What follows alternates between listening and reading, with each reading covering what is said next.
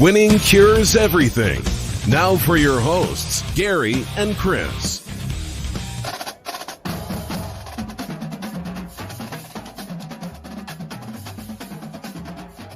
Welcome in. That's right. Winning cures everything. It is Thursday, May the 21st. I'm Gary.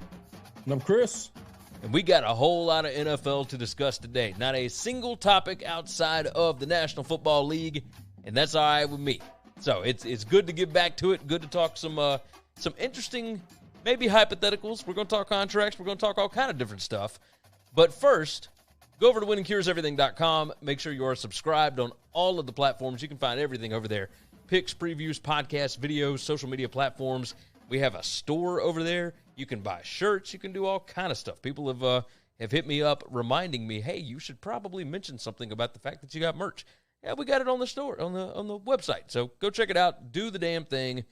It is all over there. We are on Periscope. We are on Facebook. We are on YouTube. And we are on Twitch. Live every day. McKinnon jumps in on Facebook already. Interesting point. He jumps in the chat. You can jump in the chat as well. It is right there on your screen in the bottom left corner. If you are watching the show live, anything that you chat is going to pop up right there. You can be a part of the conversation, and we welcome that with open arms, of course. The show always is on whatever your favorite podcast app is. As soon as we get done live, I go on and toss it on this other computer, redo the audio and whatnot, make sure it sounds good, and then we toss it up to the cloud, and you get to download it. So if you miss a show live, you can always subscribe to the podcast, leave some nice comments, nice reviews for us. We would definitely appreciate that. CFSBFE, we got a new user jumping in on Twitch, said, hello, what's going on, brother? How are you? Let's go on and dive into the ad right quick. We're brought to you by Tunica, Mississippi, the South's premier sports gambling destination. They've got 6 incredible sports books, and all of them will be open very, very soon. All open by Monday, actually. So if you want to find dates, you want to figure out all the different protocols that everybody's doing, et cetera, go over to tunicatravel.com, and they will fill you in on all of it. We can't wait to get back down there. We can't wait for football season. Chris, do you know what today is? The 21st? Today is 100 days from the start of college football. Now, that's the August 29th date. It ain't the big date. But still, 100 days from today, we're going to have college football, we think. And that doesn't help me feel any better. It's still like a third of the year. I know, but it's 3 months and 10 days or whatever, something like that. Yeah, that doesn't. I mean, it's closer than it was. Well, yeah. I'm looking for positivity here. Daniel I Chandler. might not make it 100 days. You tell me something's 100 days away, shit. I might not see that. Hey, I got faith in you. I think you're going to make it. Call me when we're 2-3 weeks out. I think you're going to make it. You're going to be just fine. Everything's good. Just saying. Hey, 100 days is less than 150. I mean, that's all I'm saying. Look, you've made it more than 100 days into this season, into this year, excuse me. And we've had a pandemic and whatnot, and you ain't dead yet. So, Nah. I think you're all good. I knew that wasn't going to take me down. I agree. Let's go ahead and dive into the first topic for the day, and Daniel Chandler jumped in and brought it up right off the bat. So, let's start with this. I'll start with his question. He said, I know it's a topic, but please tell me what the hell Dak is thinking turning down that contract. So let's go on and get you guys caught up to date, okay? Report came out late last night, early this morning, whatever it was, that Dak Prescott had turned down a 5-year, $175 million contract from the Dallas Cowboys, which on average would pay him $35 million a year. That would be the highest pay contract for any quarterback in the history of the NFL, for any player in the history of the NFL. And the rumor was that he had turned it down because in the last year of his deal, he was looking north of $45 million. Yep. Now, if he had turned that down, that would be absolutely absurd. I think we can both agree on that, right? Not if he did turn it down. No, here's the thing. The report came out that the Cowboys never actually offered that. So I think it was a rogue report. Now, is there maybe some truth to it? That and maybe it wasn't offered, but it was talked about. They had been negotiating it, and that's what it looked like it was going to be. That's what we've heard forever, though. I mean, like, 35 before million? the offseason ended, they were talking about they were comfortable at $35 million a year, and Dak said he wanted 40 at the time. He wanted 40, so they were only $5 million a year apart, $25 million. Now they're $50 million apart. Dak done swolled up a little bit. A little bit. Oh, I think I'm worth more than I thought I was. Frank Schwab over at Yahoo Sports just wrote this at 2 p.m. Central today, so about 2.5 hours ago. He said, Dak Prescott's going to get paid at some point, and it'll likely be from the Dallas Cowboys. Until then, there are likely to be many conflicting reports about how much Prescott wants, how much the Cowboys are willing to give, and how long the deal will be. A report from former NFL quarterback Chris Sims of NBC Sports drew some interest on Thursday night. He reported Prescott turned down a 5-year, $175 million contract. Sims added that Prescott wants the final year to be more than $45 million. While that generated a lot of discussion, the Cowboys and Prescott's representative made sure to get the word out that it was not true. They didn't make that reported proposal, and both sides agreed that that was not what was put out there. So, Ian Rappaport, he got word as well that that wasn't actually what happened. Had that actually been the deal, you have to take it, right? Like, am I crazy on this? That's a ton of money. Dak Prescott has played in one playoff game his entire life, I believe. I think 2, and he's 1-1, right? I didn't know he'd ever won one. No, he won one, and then they lost to the Rams. I thought. I'll double check that. Give me your thoughts here. Like, if you're offered that contract, here, how about this? I'll jump into the comments first. McKinnon said, everything I've read or listened to said he's trying to compensate for inflation in quarterback salaries in 5 years. Still don't know that he's worth it then. He's no MVP. Joseph Gomez said, is Dak's agent the same as Mahomes' agent, as he could be making sure he's not underselling his ceiling? If you are trying to set the market for, 4 or 5 years from now, I don't think that works. I don't think you can do that. If you're Mahomes, maybe, but Dak Prescott at this point has not really proven anything.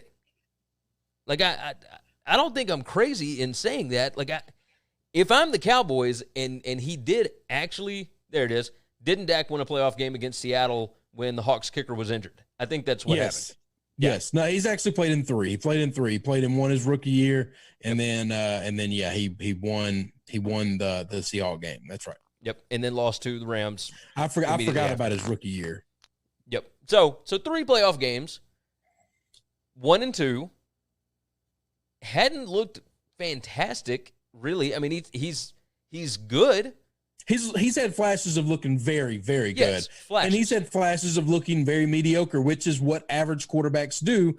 They have games where they look outstanding, and they have games where they look very mediocre, i.e., Ryan Fitzpatrick comes to mind. Oh, 100%. Where he's thrown 500-plus yards, 600-yard games, and 4 or 5 touchdowns, and then he's had games with 3 or 4 picks and 200 yards. If you look at 2 years ago, or was it last year? Was it last year or 2 years ago that the first 2 games of the year they put up like 40, 50 points? It was last year, but they also played 2 really, really, really bad teams. Well, no, we didn't know that when they played them, by the way. No, one of them was the Saints.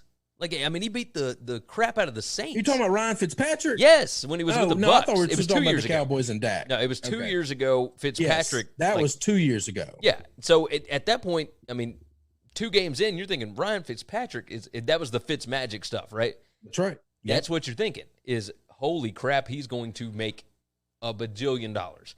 But the issue is, but hang on, everybody already knew he wasn't going to make $1 billion, right? We because knew what we were seeing was amazing, but it won't sustain because we've seen him do that before. Exactly. Well, I don't know why Dak is any different whatsoever. I think the $35 million a year for 5 years for Dak is probably an okay market. I don't know that Dak's a terrible quarterback. I think Dak's a very, very, very good quarterback. Yes. But I'm going to tell you this. You pay him $45 million a year, then the rest of your team is going to suffer. and Oh, he's not going to 100%. be. He's not good enough to carry you. Now, you do have good wide receivers that are signed. You do have Zeke Elliott that's signed. Your offensive line, been pretty good. Your defense, over the last 3-4 years, has been pretty good. They've had to deal with some injuries. Whoa. That defense is not going to be great. That defense, they just let a bunch of guys go. Right. They couldn't sign them. What I'm saying, over the years, it's been pretty good, right?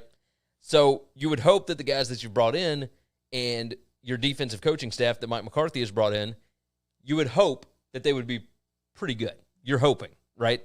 Right now, though, this is just absolutely amazing to me that these are the kind of numbers for a quarterback of Dak's caliber.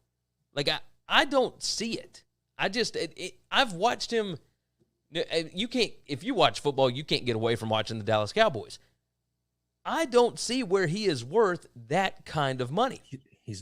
I don't think he is. And the problem is because of the weapons that he has around him, he's going to perform at a much higher level now. We talked about this all the time. Everybody, Aaron Rodgers doesn't have help. Russell Wilson doesn't have a lot of help. Tom Brady never had a lot of help. But those guys are always elite and always performed extremely well. And you can't name 5 receivers that they've ever thrown to in their lives. You can name 2. You can sometimes name 3. But you can't name 5. No. Okay?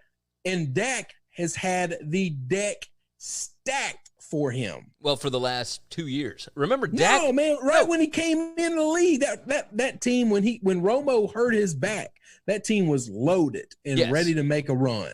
And then it took until Amari Cooper came in before Dak even looked good again. But they were still good. They still had weapons. He just didn't perform with them. Dez was always an elite wide receiver. They still had plenty of weapons there. That Amari Cooper isn't the saving grace of the Dallas Cowboys. No. But what I'm saying is Dak did not look good again after that rookie season until they got Amari Cooper. And that's when everything changed for him. Now, Amari didn't do anything last year. It was all Gallup. But, good gracious, he looked as mediocre as you can possibly get up until they made that trade with the Raiders, and then the top came off, and the offense absolutely exploded. So, and then the year after that, Amari came back down to earth. Dak came back down to earth. They were pretty good last year. They weren't world beaters by any stretch of the imagination. So let's jump into the comments here. Michael said, what has Dak accomplished to make him the highest paid quarterback in the NFL? 4 years, 1 playoff win. He plays well in the lead and beats up on bad teams. Dak is the new Kirk Cousins. That's well, hang on. I'll tell you this. I think he's trying to beat Kirk, though. That's the guy I think he's trying to play out his franchise tag, see if they have the nuts to franchise tag you again, and really get to free agency.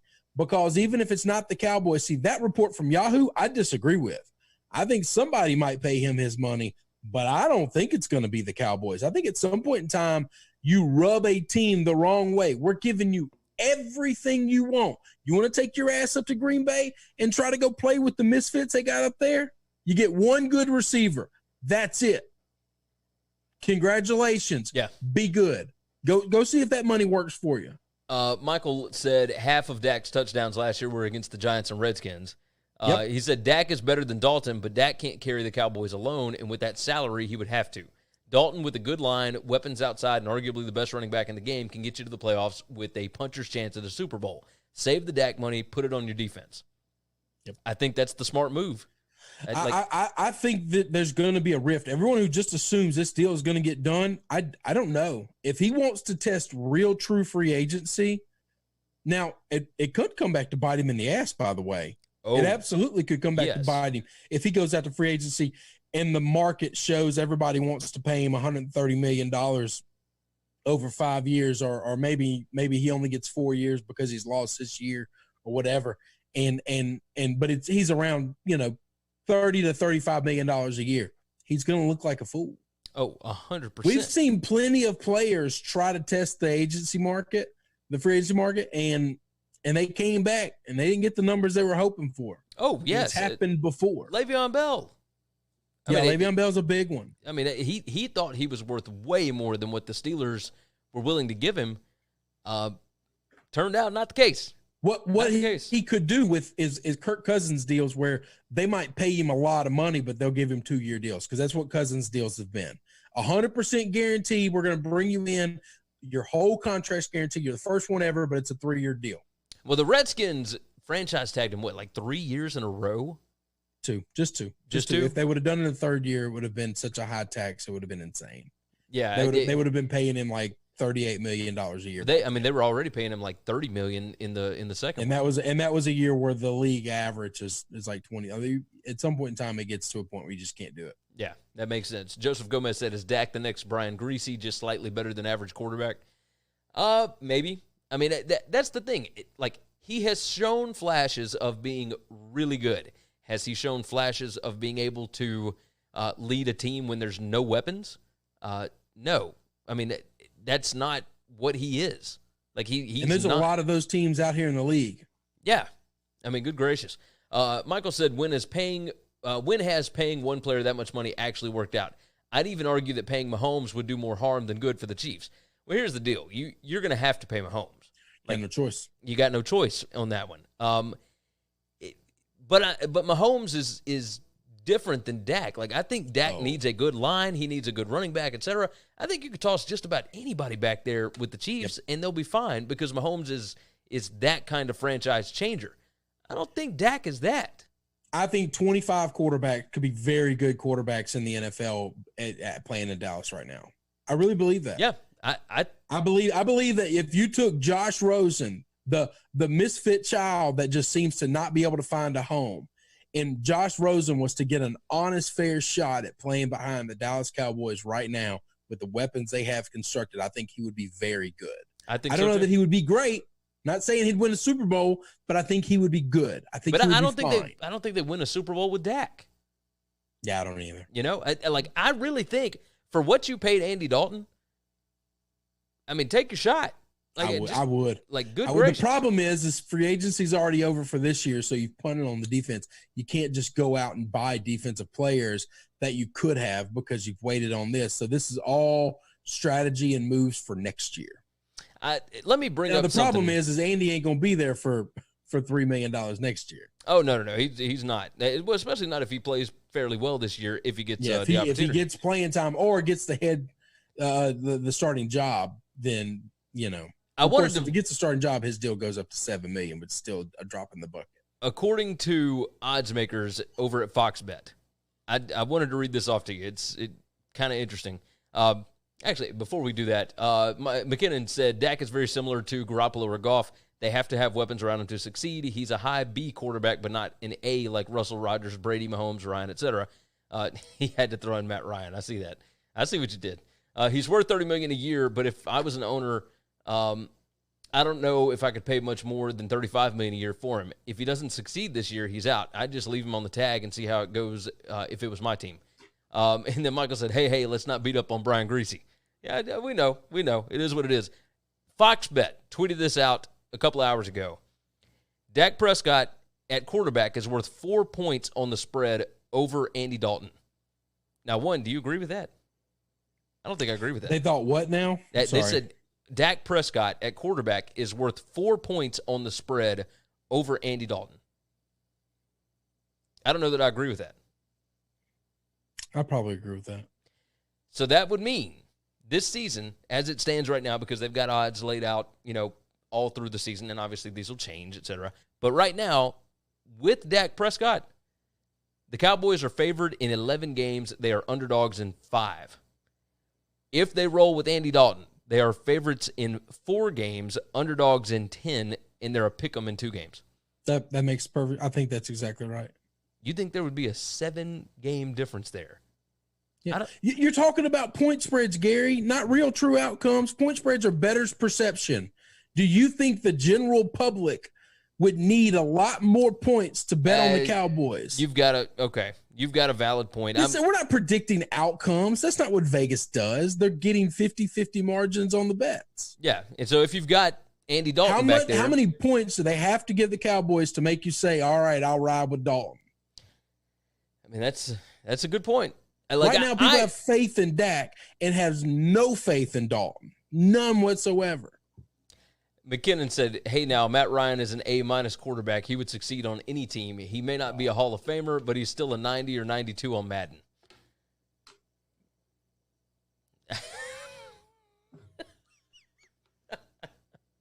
Michael said, his Dak surrounded himself with a bunch of hype men. Someone close to him needs to give him a reality check. Here's the thing. I think he's trying to get to free agency. That's what I really think. I think he is trying to do what Kirk Cousins did, because Kirk Cousins, over the last 6-7 years, has made more money than anyone else in the NFL in that window of time. And he's done very little. I also think that this has something to do with Dak Prescott only making, total $3 million over the last 4 years? That's part of being a third-round draft pick, though. Exactly. And he was like fourth or fifth or whatever. whatever. Russell Wilson but that's had the even same less thing. money. Yeah. I mean, Russell, and Russell won a Super Bowl on his rookie deal. That's the thing. Russell He won a went Super to Bowl. another Super Bowl on his rookie deal. Dak hadn't even sniffed one. That's what I'm saying. It's just crazy. Just crazy to me. Joseph said, basically, Dalton gets field goal while Dak gets the touchdown for a series. Still sounds low for teams with better defenses. Yeah. I mean, it is what it is. We've talked enough about Dak Prescott. You want to give one final comment on it? I mean, I think what I believe to be happening is what I think is happening. I think he's trying to get to free agency. He will sign no extensions unless he is grossly overpaid, and he wants to get to a real free agent market. He wants to get past the whatever it is. The franchise season? The franchise tag. He wants to get past the franchise tag, and he wants to hit the open market. Yeah. Because that's where he thinks he can get the most money. Okay. And we'll see. We'll see if it ends up biting him. But it could help him, because if he blows up this year, because that team is loaded. If CD comes in there and CD adds any amount of explosivity to that team, which I think he will. Yeah. I already believe in Gallup. I think Gallup's an unbelievable player. They've got 3 receivers that beat any other 3 receivers in the league.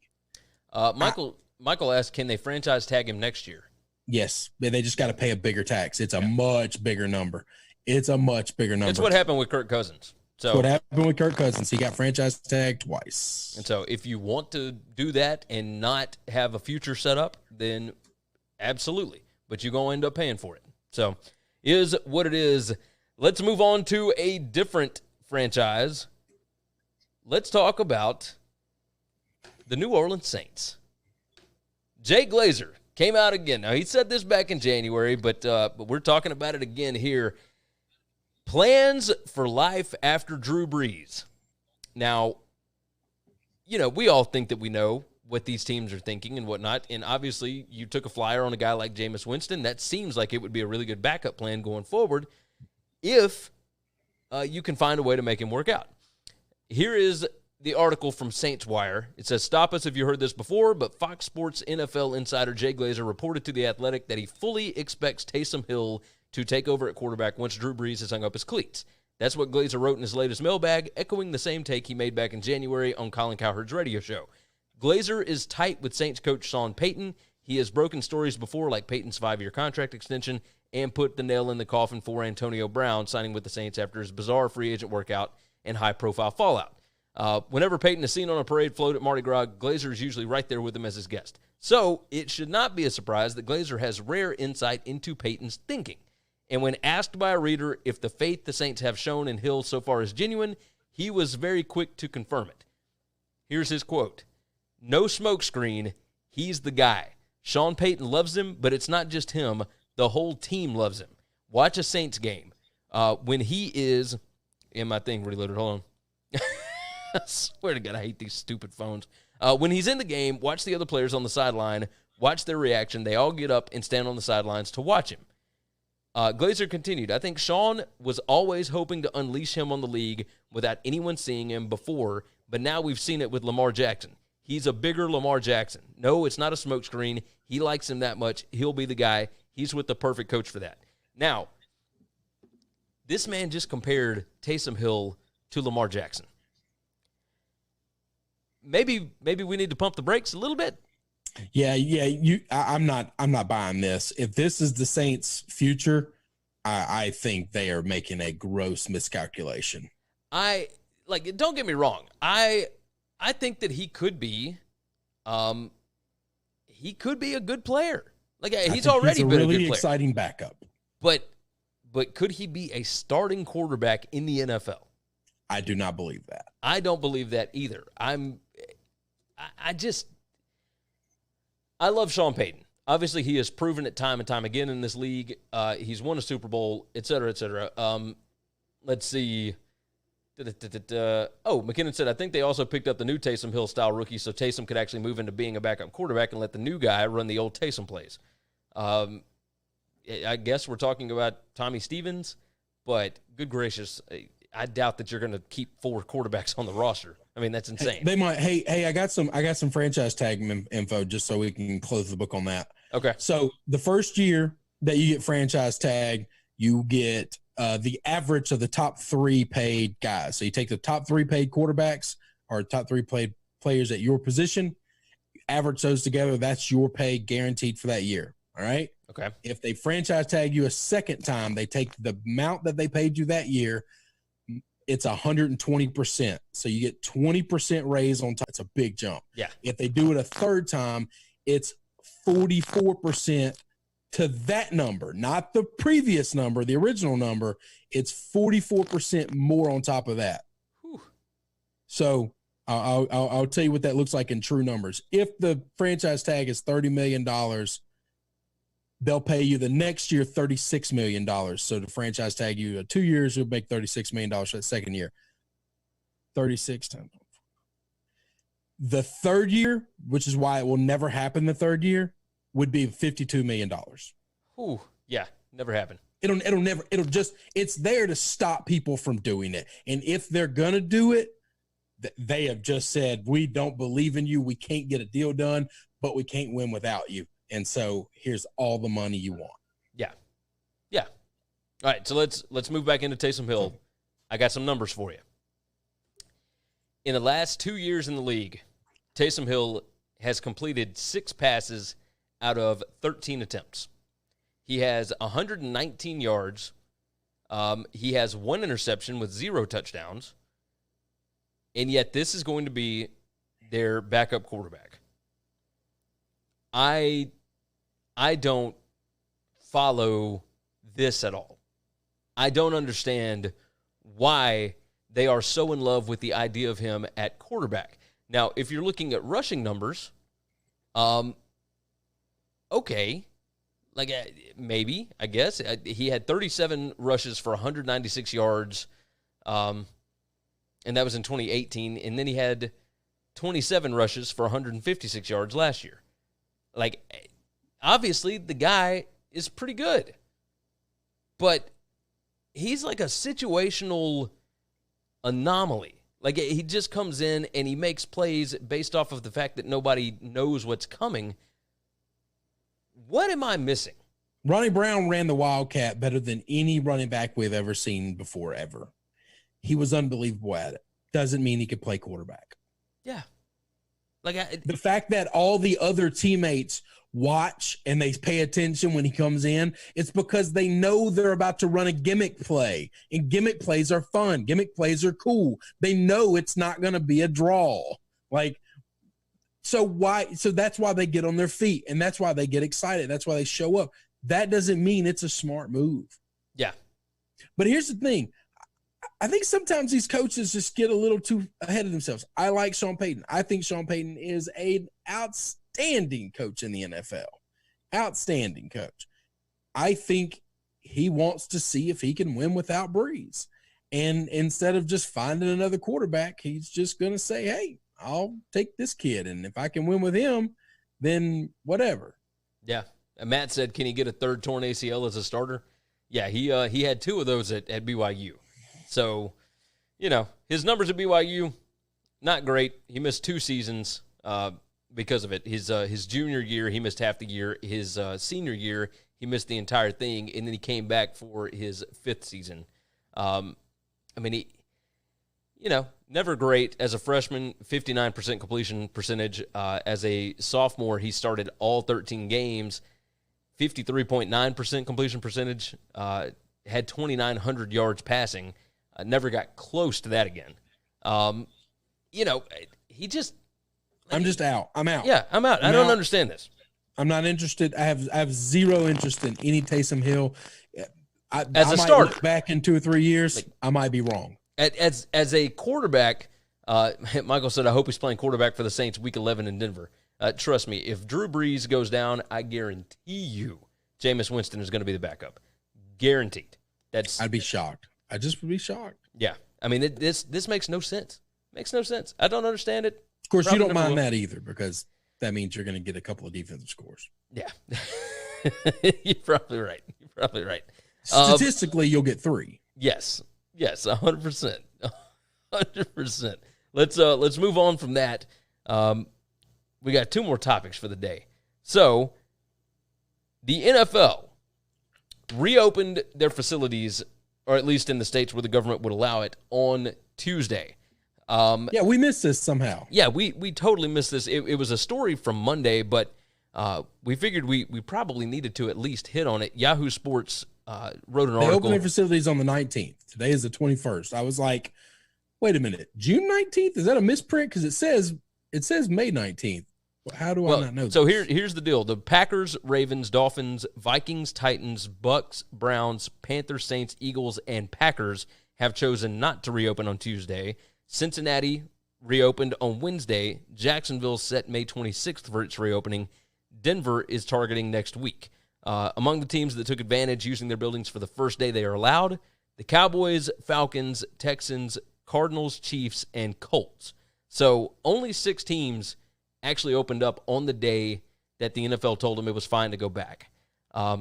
This is the same thing that the NCAA was doing, right? NCAA had blocked everybody out until June 1st. It was through May 31st, and then they told everybody this past week or a couple of days ago, whenever it was, that you can go back and start doing workouts there. Now, a lot of these, the Colts said in a statement, they said, we've spent the entire quarantine period preparing to reopen, but it will be very gradual and deliberate, and of course, we're taking steps to make sure we're in compliance with state and local regulations and the NFL and CDC guidelines. So, primarily, employees that must be in the office to do their jobs, and people that need access that are only at the office, maintenance workers, trainers, technology workers, etc. It says those people will have their temperature taken when entering the building and must wear personal protective equipment such as masks. The Colts have set up one-way hallways with arrows on the carpet pointing to the proper direction, and there will be limits on how many people can be in rooms at a time. And Frank Reich was realistic about a full return to the training complex. The guys who have been hurt, who have been coming into the building, keep coming in and rehabbing and doing their thing. Other than that, as soon as we can get more players in the building, we want that to make up for a little bit of lost time. The sooner we can get together and be out there working, the better it will be.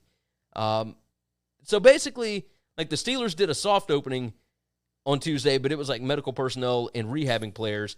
Like, really, they're letting guys come back to the facility if they want to, but they're still having to work within government regulations, right? Yeah. So, tell me your thoughts here. What are you thinking about this? I just think this is a good. I think this is a good thing for getting football back. Now, right now is not the time of the year where people would be working in the facilities anyway. Right. Like right now, this is the time of year where Tom Brady would have his 4 best receivers or 3, anybody that would come live with him in Montana, and he would be throwing with them and working on routes. And they work with their own trainers and they work with their own people doing their own types of things. Getting better before they ever got back to the facilities for mini camps. Yeah, this would not be a mandatory thing. This is not. No, whatever. so this is not a time where people would be there. But the fact that the offices are open, I mean, the office personnel are going back. The medical personnel are going back. They are getting things put in place for when they come back. All right, we're going to have a little more, I guess, distance from one another while we're in the office. So let's set up protocol and let's make sure that we are abiding by these things to keep us as healthy as we can throughout the season. Because this thing's going to stick around. It's going to happen. Somebody for all 32 teams, if we play a league season from start to finish, I fully believe one player from all 32 teams will at least get this thing. Yeah. And they just need to make sure that one player doesn't infest the rest of the team. We get him off. we get him isolated, we get him healthy, we get him better, and we get him back. It's just they're going to treat it just like any other injury. Pull a hamstring, you're out 2 to 3 weeks. You get the Rona, you're out 2 weeks. Yeah. That's it. Maybe 3, because we don't know what your body's going to be like when you come back. Some people might bounce right back because it did nothing to them, but we still need to make sure they stay gone long enough to get it out of their system. The other people, it might beat the hell out of their body, and they're going to come back. It might be like coming back from mono last year for Sam Darnold. It might take a couple of weeks for them to get their strength back and get back in game speed. And that's all of those things are fine. But it's smart to go ahead and listen, if other offices around the rest of the country are opening up, you got to just start opening up. You just have to. To what we talked about with the NCAA stuff yesterday or 2 days, whenever it was, where it's, why would you have these guys going to public gyms trying to, if the states that they are in have gyms that are public and open, why would you have them go to a public gym around other people where there's less regulations and there's a better chance of them getting sick than coming into your facility and being able to work out? Like, I mean, it makes all the sense in the world, I think.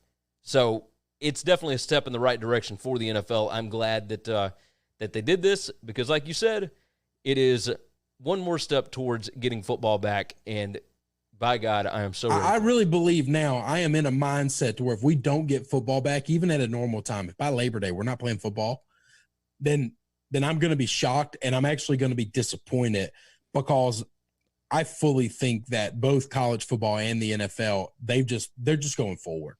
We're just going to find a way to go forward. Now, if a bunch of people start getting really sick and God forbid somebody dies, then they say, okay, we gotta undo what we just did, and that's fine. I think it's okay to try stuff, and if it doesn't work, it's okay to say we tried it and it didn't work. It's all right. Yeah, I agree with you. I think all of that's okay. I don't think anybody's evil. I don't think anybody's terrible. And, people would say, oh, you only did this because of the money. And that guy died because of money. Yeah, but he didn't have to show up for work. Like, he could have went and found another job. Yeah. He could have done something else. Yeah, I mean, but he's highly compensated. He's highly paid, and so he wants to do it. This is very true. This is true. Now, the last topic of the day. Let's go ahead and dive into this. We're a couple of days behind it, but I feel like we wanted to get our bearings. I wasn't sure the best way to discuss it. Therese Paylor wrote a good article over at Yahoo about this. And the title of the article is, Will Rooney Rule Revamp Work? The onus is on NFL to snuff out sham interviews and get team owners to get serious. Now, the initial rumors that came out were if you hire a minority candidate, you would get extra draft picks and you would get all these different things, etc. What they ended up doing is different. Now, had they done that, I mean, that's a little crazy, but we're not going to get into that part of it. They said teams, and this was actually passed on Tuesday, teams will now be required to interview at least 2 external minority candidates for a head coaching job instead of 1. They will also be required to interview 1 external minority candidate for coordinator, general manager, and senior football operations positions, as well as a wide range of executive positions instead of none. Additionally, clubs passed a resolution that will bar teams from blocking assistant coaches for interviewing for coordinator jobs with other teams. That's the biggest one. Yeah, that's a massive, massive one. And that's a big deal, and it's got nothing to do with minority candidates whatsoever. It's just now your organization cannot block you from applying for other jobs or for talking to other teams. I think that's it has to be for a coordinator position, but currently the way the rule is if you're under contract as a coach. I mean, we see this happen all the time. Teams ask permission. Can I interview this guy? Can I interview that guy? And if you say no, you say no. I mean, the Patriots had right now, Houston Texans tried to interview a personnel guy for the Patriots. That's one of their personnel and scouting guys, last year, whatever. And Bill said, no, he's under contract. He's in his last year of his contract. We're not gonna just let you interview for him. We're not gonna let him go. And now you don't have the right to say no as long as it's a step up. it has to be a coordinator position or a head coach position. It can't be a lateral move. But this guy was interviewing. He's a scout now. He's a personnel guy now, and he was interviewing for the general manager job. That would have been allowed. So, yeah, I think that's going to be the biggest thing that affects people. A lot of folks have come out. I can't understand the math on it. All right. I don't understand how I still don't understand how we have the failure rate of the black head coaches that we have. I think they're making a mistake with the Rooney Rule. Well, I'll tell you, like, let me go on and put this in layman's terms, I guess, for why black do that. The reason why black head coaches fail typically, now not all of them, obviously we've had some really good ones, but a lot of them end up failing because when they get offered a head coaching job, typically it is a really, really bad job, but they feel like they have to take the opportunity because they may not get another one. That's and it. You got to stop thinking like that, right? I think they're pushed into jobs too quickly. I think Steve Wilkes has a chance to be a really good coach, and he was given the Arizona Cardinals job in the middle of a tank job, okay? Yeah. And then they said, well, you lost, you bad. They hold your record over you. And this is what I was worried about with Brian Flores. I was terrified this was going to happen in Miami as soon as we all thought this team's tanking. They're getting rid of all their good players. Yeah. And no, maybe not this year. Maybe he's not one and done. But in 3 or 4 years, if he hasn't won a lot, guess what? They're going to give his overall whole record. And not one person is going to say, yeah, but that first year we were tanking. So take in the second first year out of it. In the second year, no one's going to do that. They're going to say, look at your record. Look at what you did. This is justification for firing you. Yeah. I think they're pushed into these jobs too much, too fast. But one guy that I'm actively worried about because I think he can be unbelievable. I'm biased because I loved him as a player. I really, really like him as Byron Leftwich. We talk about this all the time. Oh, yeah. As soon as anybody thinks he's ready, they're going to say, you have to take a job because it's for the good of everybody. And really, man, let's wait until you're ready and the right team comes open because you're the right guy. You're good. You're good to get this job, but you don't want to be one of these guys that's just a sacrificial lamb. You just don't. Yeah. I mean, the smart thing, honestly, how old is Andy Reid? How old is Bruce Arians? Right? Arians already retired once. Arians has already retired once. The best thing for him to do is hang on in Tampa. The problem is you have no idea what that team is going to look like in 2 years if Tom Brady is gone. That's true. Don't know they're playing for quarterback with life after Tom. But you do hope that, that the culture is built correctly so that whoever does come in afterwards, because we can talk about, the Patriots are going to be awful this year. Neither one of us thinks that because the culture is built so well. The only people that think that are media people that have just seen the Patriots bully their team for so long, and they're all just butthurt, and they just think that it's all going to end now. Yeah. Yeah. They spent 20 years saying Tom Brady was a system quarterback, and now they're going to spend the next 5-10 years saying, or this year saying, well, it was all Tom Brady. It was all Tom. I mean, if you look at the Eagles when they lost Carson Wentz, they still went on and won a Super Bowl. Even if they hadn't, it still would have been a successful season. Absolutely. But it didn't matter who was at quarterback, really. That's right. Now, obviously, you got to have somebody that's competent. But what I'm saying is the culture and the team and the scheme and everything was built so well, it didn't matter who came in there.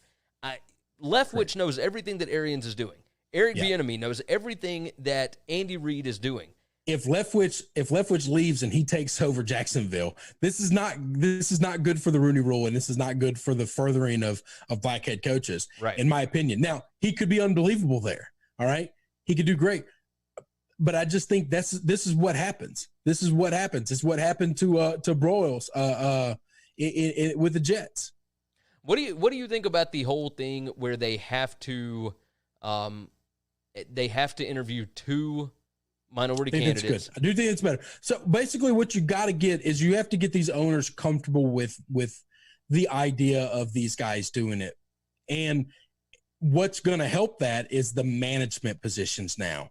You're going to get more of these guys in management. And then once they're in management, it will trickle down. You're going to be more comfortable because you as an owner spend very little time with you spend zero time with the coordinators. Okay. Right. You spend minimal time with the head coach, maybe some depending on how hands-on as owner you are. You spend a lot of time with your general manager and assistant general manager. You spend a shitload of time with those guys. Okay. Yeah. I think once you start seeing more black candidates get those jobs, it will all trickle down from there. But we have to have opportunities where these guys just aren't set up for failure. We just have to. Steve Wilkes in Arizona, and oh my God, how do I forget this guy's name? The former Jets coach, Todd Bowles. Todd Bowles. Yeah, Todd Bowles. That's it. Todd Bowles. Both those guys were set up for complete failure. The Jets have been a joke for a decade, and Arizona was in the middle of a rebuild. Yeah. They were literally in the middle of a tank job. That's what they were doing, was tanking. He's a sacrificial lamb. Sorry, tough. Yeah, I mean that's the way it goes. And I'm going to tell you, Brian Flores, I want good things for him. I want good things for Miami. I want them to do well. But if he struggles in year not 2, but let's say year 3 or year 4, at some point in time, they're going to hold up his whole resume, and not one person's going to say, "Whoa, you really need to take those 11 losses off of him." Yeah, because those aren't his. It's still kind of miraculous that he won 5 games last year. Yeah, I mean that's what he did with that team was. I completely agree, but nobody's going to give him credit for those 5 wins, and nobody's going to ease the blame for those 11 losses. Nobody. Yeah, McKinnon. And that's bullshit. I think that's patently wrong. I think I 100% agree. I mean, we hang on. Yeah. Not a Rooney Rule situation, not a black situation or a minority situation. But we did it with what's his ass? The head coach that was at Rutgers. That was at Rutgers? Greg Schiano? Greg Schiano. We absolutely did with Greg Schiano. Everybody's like, look at his overall record. He was terrible. He took over the worst football program in all of college football. Yeah. And in 3 years had him going to bowl games. In 4 years had him going to a BCS bowl. People talk about that with Mario Cristobal as well because of where he started. Those first 2 years, you got to throw those first 2 years away. You got to take them and you got to put them in the shredder and say, I'm never going to look at them again. Banner Society did a smart thing. They said year 0, right? So things like Jeff Collins at Georgia Tech. Absolutely year 0. Georgia Tech winning 4 games last year was unbelievable. Pretty unbelievable because he was switching from a team that was built for triple option to move them more pro style. You got a whole roster full of guys that only know how to play one way. That cannot play conventional football. They could be okay. Maybe we can teach them. It's going to be a learning curve. They can't physically do it. Well, and you only had 15 practices in the spring and then 15 practices in the fall in order to get them switched. I think these coaches get thrown into jobs so fast. Brian Flores, I hope that he's unbelievable, and I'm pulling for him. I'm a Brian Flores guy. I'm in the tank with him. He had 1 year of running the defense, but he wasn't even the defensive coordinator. Bill just took the defensive coordinator job and said, I'm going to do it. And he let Brian Flores do some of the other stuff, and he let Brian actually call defensive plays during the game. That's it. 1 year of that, and instantly got to get him a head coach job. Got to get it to him now. And if it doesn't work out, he's just another guy. And guess what? These guys don't get second and third chances. No. Oh, no. There are no black Mike McCarthy's out there. They know, Jason Garrett got an OC job. Are you kidding me? That guy's never run an offense a day in his life. Well, now, to be fair, like Wilkes and Bowles both ended up with defensive coordinator positions. But but they won't ever see another head coaching job. No, but in that record that they got in that first or second year, whatever it is, that'll be held up forever. Like that stuff doesn't go away. They were both elite level. I mean, Wilkes went to the Browns. That's who I wanted. Who I wanted was the coaching staff in Tampa right now. That's all I wanted in my life in Cleveland. That's all 100%. I wanted last year. 100%. I was open and honest about it. I wanted Bowles, Todd Bowles. I wanted Byron Leftwich, and I wanted Bruce Arians. That's what I wanted. Let's get into the comments real quick. McKinnon said the Chiefs OC Eric Bieniemy would be a great head coach. Personally, I think he's waiting on Andy to retire to just take the reins. Yeah, I don't know when Andy's going to retire. He's trying to get other jobs. He's not sitting around waiting. Yeah. I will assure you of that. Michael said, I wish EB would have come to Colorado and been the head coach. Again, No, that's a huge step down. Setting up for failure, especially for when he would have been hired in at the end of February. That's a massive step backwards, too, man. This guy is this close to getting an NFL job. He's this close to getting an NFL job. If he takes that Colorado job, he's 10, 15 years away from getting an NFL job. Oh, 100%. Because you will never be able to win. Getting it. Yeah, you'll never be able to win national championships at Colorado. It's just not like, yes, they won one. You're not winning Pac-12 championships. It's just not happening. Yeah, it's not in today's college football. That's just the way it goes. McKinnon said if Dan Quinn doesn't succeed this year, I think Bieniemy, I think he's out, and I'd love to see the Falcons pick up Bieniemy. I wanted Bieniemy in Cleveland last year, but yeah, I'm okay with the guy they got. I'm all right. So Matt said, I love how everyone praised Larry Coker for winning the national title his first year, but that wasn't even his team. Larry Coker ended up having a really good record. And he got fired after going like 9-3, but I mean, you could see the wheels coming off of that program. That's a backwards version of what we're talking about, right? When the wheels have fallen off and everything is going to hell, that's when a lot of these guys get hired in, and it's just not right. It's basically Alabama hiring Mike Shula in May. It's Ole Miss hiring Matt Luke in July. Like, they don't even have a fair shake. It's just not right. So, yeah, I think this is actually a step in the right direction. I think, you got to get the front office people. You got to get the front office people changed over. That will help change everything because those people are actually around the decision makers every day. 100%. Coordinators 100%. Are not. Coordinators just aren't. And the quarterback's coach and all these other guys, they're just not. With the Rooney Rule, when they only had to interview one candidate, everybody was bringing in the same guy, and it was that's right. One token black guy got passed around the league, like and it was Marvin Lewis Booker that was paid for some basketball recruitment thing, and everybody gets a turn, and then they get to put him back where they found him, and they already have the guy that they want. Yeah, it was just a joke from that point forward. That's all it was. But the truth is, once you interview enough, I mean, it's what happened with Mike Tomlin. Yeah. You interview enough, you interview well. You are going to impress people. You are going to get a good job, and that's the way it goes. I think this is a step in the right direction. I think it's a good job. Let's see. Michael said, I agree, a step back, but as a Colorado guy, I would have liked to see him come back. Yeah. I mean, yeah, obviously, being a homer, yeah, you want the best for the program. Yeah, that's different. But for him, that's not good for him and his family. For him, not the best. He is this close to having one of 32 jobs. Yeah. It's like Chris says all the time. There's only 32 of them things. There's only You gotta. Which is why people take even the bad ones, right? That's it. You gotta trust the owners. If they're bringing you in under a rebuild, that you just gotta trust that the owner is going to give you some leeway. The owners in Arizona absolutely did not. No. If anybody got screwed at all, Steve Wilkes got it more than anybody else. Oh yeah, I mean Todd Bowles at least got several years with the Jets. Yeah, I think what he get 2 or 3. He didn't get many. He got 3. I know he didn't get more than 3. Yeah, but he got 3, and honestly, he looked okay. But yeah, and nobody's ever going to look really good with the Jets. I don't think. Rex Ryan had 2 fantastic years, and couldn't get to the Super Bowl. Made it to the AFC Championship game 2 years in a row with Mark Sanchez at quarterback, but that was all on that defense. That's all that was. So, we got to change the front offices in the NFL. That's what's going to happen. And I think GMs. I think this will help. I do too. I absolutely do too. Well, mainly because they added the assistant GM as part of that as well. The owner might be slow to pull the trigger on the GM, but I would venture to say that you could get 15 new assistant GMs in there. And as minority candidates pretty quickly, and in the next couple of years, and those guys shine, and they'll get jobs real fast. Yeah, no, you're 100% right. I'm checking to see if anything is broken, and I don't believe anything has. Nope. No, I think we are all good for the rest of the day. You hadn't seen any topics, have you? Nope, that's it. That is it. All right, you guys have been fantastic. Of course, the chat, you guys drive the conversation. We appreciate all of you for being here. Make sure and check out tunicatravel.com, Tunica, Mississippi. The casinos are